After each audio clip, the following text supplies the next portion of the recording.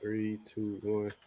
As promised, our special guest today. Hold on, how you pronounce your last name? I want to say it before we start. Yeah, it's Mose, Mose. Okay, okay.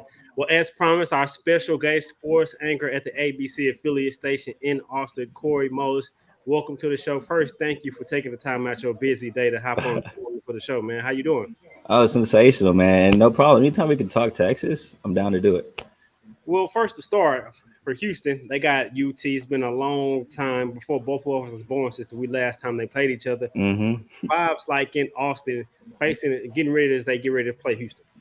Well, the vibes are kind of just like wait and see right now, right? I mean, we're coming off of a loss to OU, had the bye week to really let that sink in, see where they messed up at. And so now it's like, okay, are they going to improve? Are they going to show the things that they lacked against OU? And is it going to be like a get back game for UT? And so everyone's kind of on pins and needles to see how are they going to respond after their first loss of the season.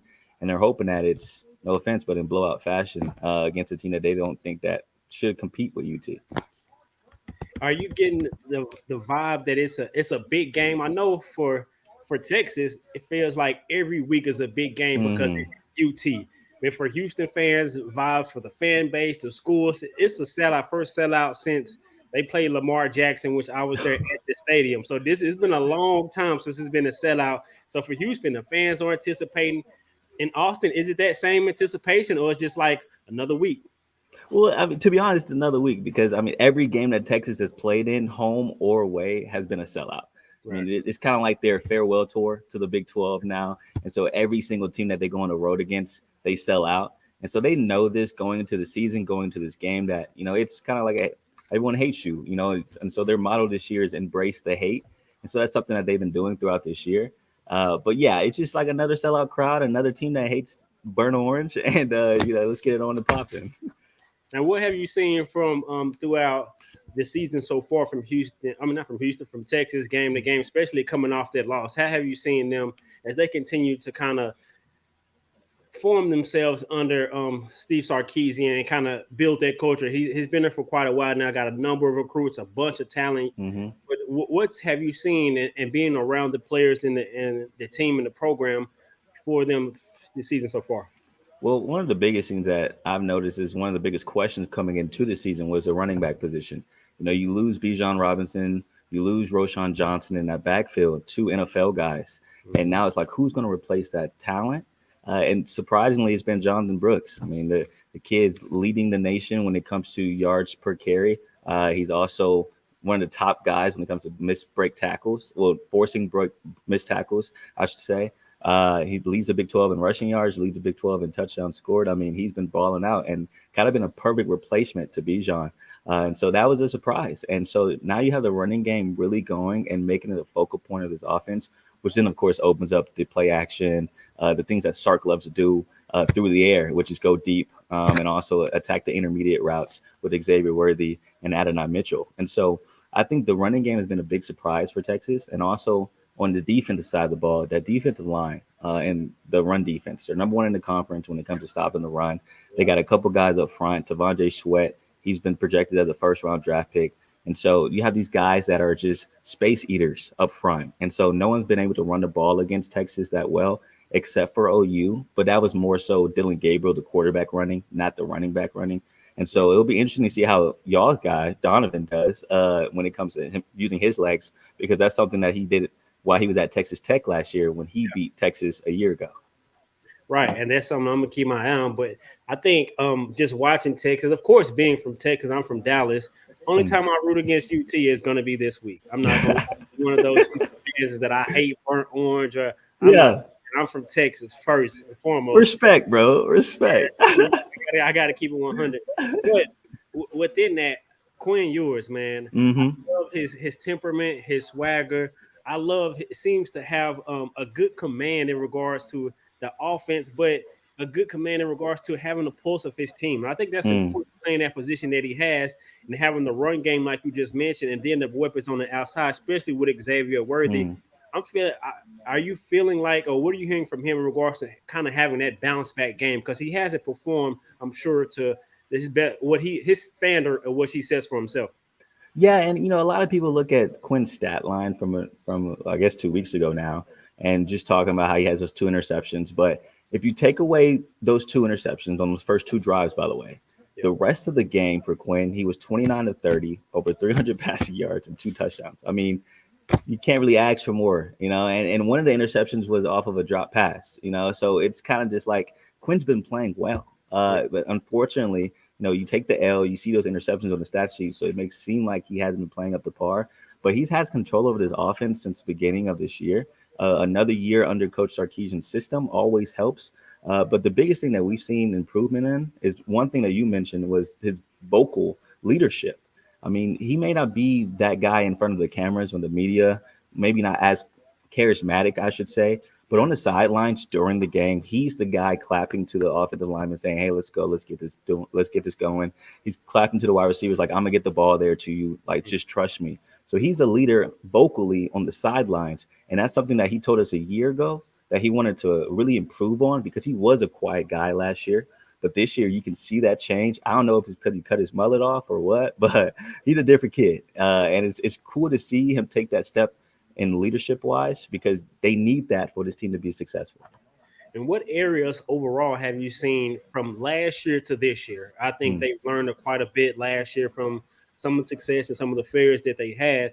And like you said, this is his second year in Sarkisian's system, primarily just the quarterback. But overall, what have you seen the difference between year 2 and year now? I feel like this year, from my perspective, it seems like they expect to win game in, game out. Maybe they had that expectation last year, but this year I feel like they know that they have the pieces in place, and they have the knowledge of the system and just have that comfortability being in the system, being under Sarkisian. What's from your perspective? What have you seen from last year to this year?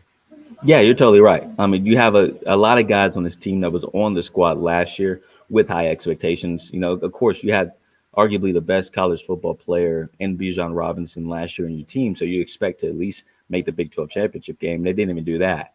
And so a lot of those guys from the team last year were like, man, we have to accomplish at least a Big 12 title this year because, like you mentioned, they know they have the talent. They know they're the best team in the league, which is why everyone else in the conference voted them to win the conference preseason wise. And so I think now they have that belief and they know it. And not only that, but they're playing like it, right?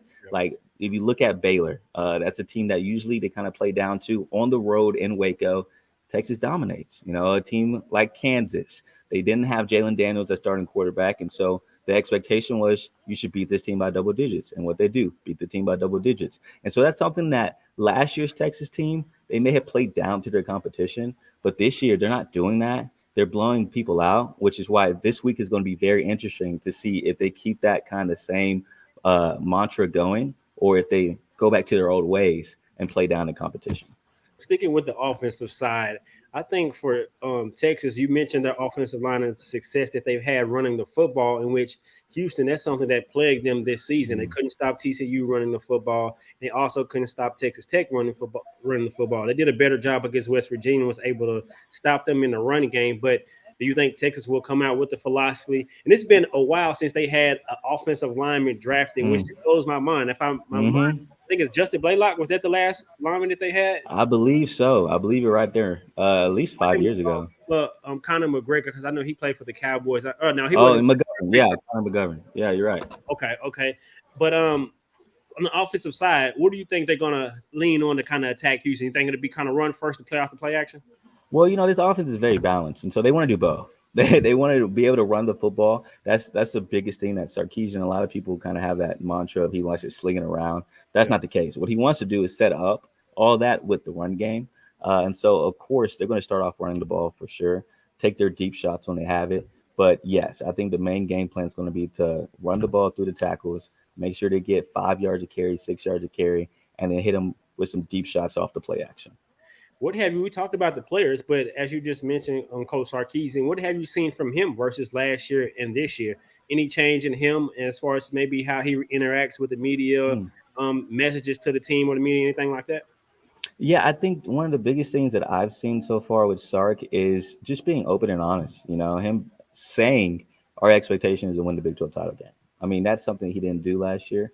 He mentioned how they had a lot of talent, but this year around, they're vocalizing like the expectations for the season, the expectations for this team, talent wise. and he's not afraid to say it. Also, if you take last week's loss, we asked him like, how do you kind of just move on from a loss like OU? And he basically told us, you don't. It sucks. Like, I'm being totally honest with you. Like, it took me a while to kind of get over that loss. That's Sark saying that. And so for him to be so open and honest with us, that's real cool to see. But it also shows the vulnerability that not only that he's showing us, but I'm sure he's also showing his players. And that's why these players trust him so much and believe that they can achieve something great this year. Almost definitely. And now to the defense. What plagued the defense against OU that you've heard? Because you're in the media, you're able to talk to the coaches and to the players. So after the game, what was their message in regards to what plagued them against OU? Yeah, so I was actually shooting the game too. So I was on the field shooting it. And one thing that Sark really talked about post game was the pass rush lanes. And so if you watch the game, of course, so you see the stat line, Dylan Gabriel balled out. He had over 100 yards rushing. And Sark really emphasizes because the pass rush lanes, they weren't staying disciplined. So they're allowing Dylan Gabriel to step up in the pocket and take off rather than maybe keeping him contained or even him going outside of the pocket and Mhm. scrambling that way. It'll be less effective. But the reason why he was so effective is because he was just able to step up right through the middle of the gap and take off running. And that's just something you can't do. And that's something they haven't been doing all year. So it was weird seeing the Texas D line be that undisciplined. But, it's one game for everything. We'll see if they patch that stuff up for this week because I'm sure UH looked at that tape and they may have saw that vulnerability. Yeah, I think Houston probably will try to use Donovan Smith's legs Hmm. early, especially in the downs to try to limit those obvious passing situations. What about from Texas's secondary? They gave up some big passing plays Hmm. against OU, and that's the strength of Houston's team is their skill set on the perimeter. They have three really good receivers with Sam Brown, Joseph Manjack, and Matthew Golden, and it seems like Donovan Smith is being more comfortable and being more decisive in his decision making. How does Texas defend this offense? Because Houston's run game really has been really non-existent. Well, that's going to be a good test, right? Because right now, going into the game against OU, they were out. Their starting cornerback Ryan Watts was out. He's still dealing with the leg injury, and so still no signs on if he's going to be back for UH. So we're still waiting to see and hear from his bye week and how he's been recovering. But that has been, I would say, one of the, I'm not going to call it a weak point, but the weaker points of this defense has been the secondary. When it comes particularly the safety position, they rotate a lot of guys, and you'll see this on Saturday. But Texas has about 4 or 5 guys that they rotate at the safety position, and 3 or 4 guys that they rotate in the cornerback position. Not because of talent not being there, but it's just Sark wants to keep everybody fresh.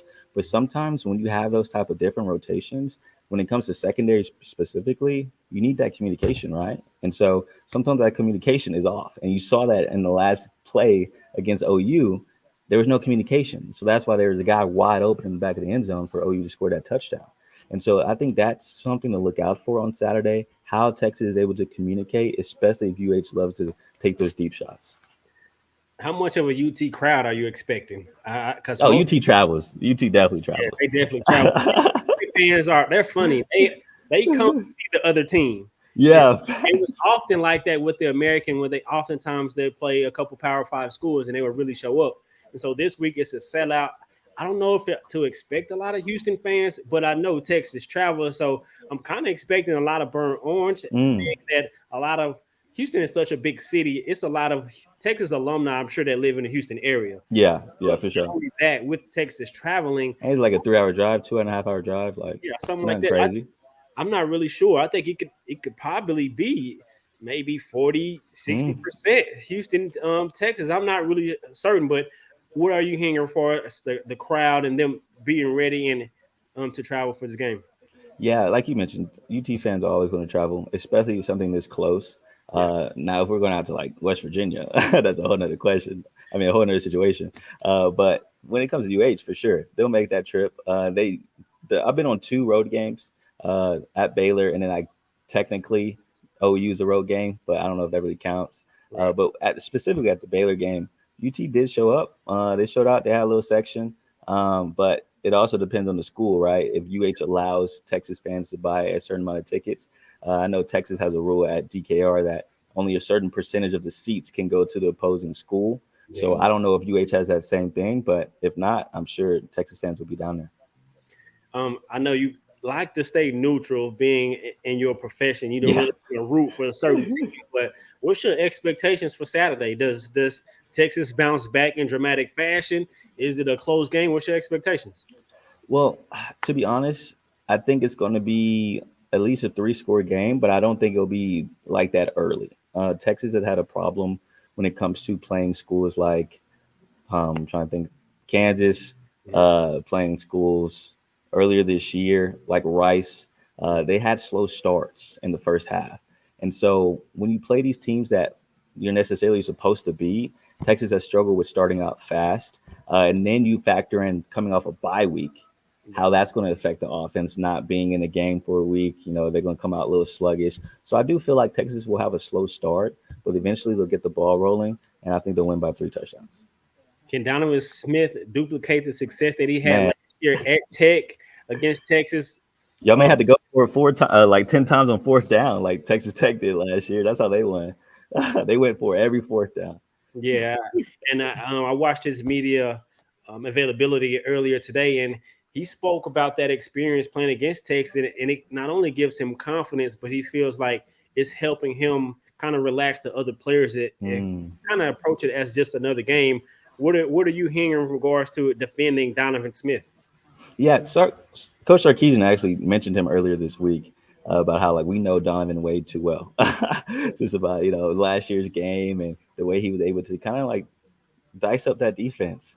And so I think Sark is also looking at this, and Coach PK, the defensive coordinator, they're both looking at this as like a hey, let's get back at this guy. Let's make sure that he doesn't do the same thing that he did to us last year.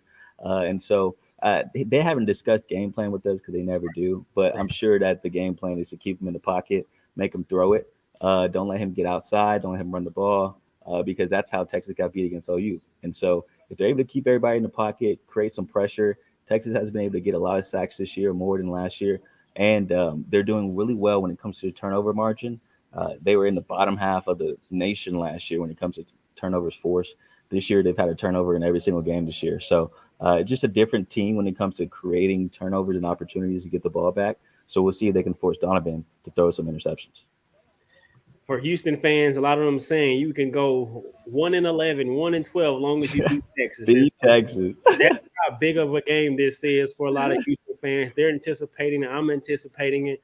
I can't wait to see it, but I really want to give you your credit for all the outstanding coverage that you do. I Oh, thank you, bro. take you weekend, watch your all your stuff, and so thank you for taking time out your busy day to come chop it up with me, get some insight on what it's like out there in Austin. Appreciate it. Appreciate the invite. Appreciate the time. And I'll see you out there. Most definitely appreciate it, man. Have a good one. IG.